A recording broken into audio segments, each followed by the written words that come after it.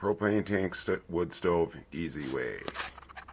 After you've safely depressurized and degassed it and cleaned out the tank for working on it, first my base is one drill hole through the bottom with a bolt, and my base is the cut off top of another propane tank right about here.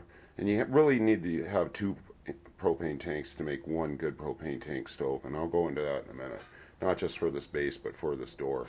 And because you want your door bigger than the opening so smoke doesn't leak out. And if you do it right and you put your door below this main weld on the tank, which is how they put them together, you're not going to have this sticking out and making your door protrude. And if I lift the camera for a minute, you see how absolutely tight this is using this method.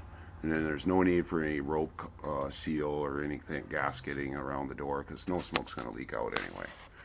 And let me open up this door and show you, like so. So the opening for the stove is smaller than the door.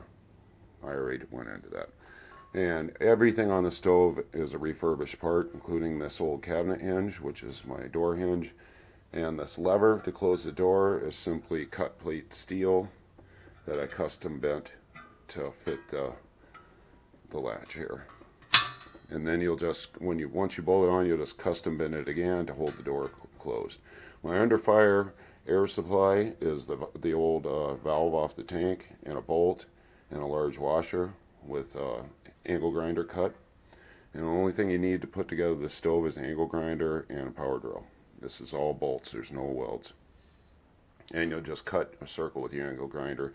See my how to cut a wood stove angle grinder video to learn how to spin that. And there's just another piece of bent plate steel as overlay over this. And my overfire is, you're going to use black pipe floor flange.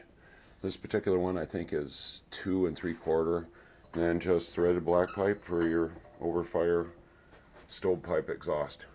And if you set it right, make it roughly the same size as the bottom, you're not going to have a problem with smoke backing up. But make your overfire exhaust hole large enough to take the volume of smoke you're putting out of the stove. You'll through very little thought of your own, you'll know what I mean. And that's pretty much it. The whole stove is sealed in high temp stove black to fight against the rust and corrosion. And I'll lift the camera up and you can get a good view of that. And there it is.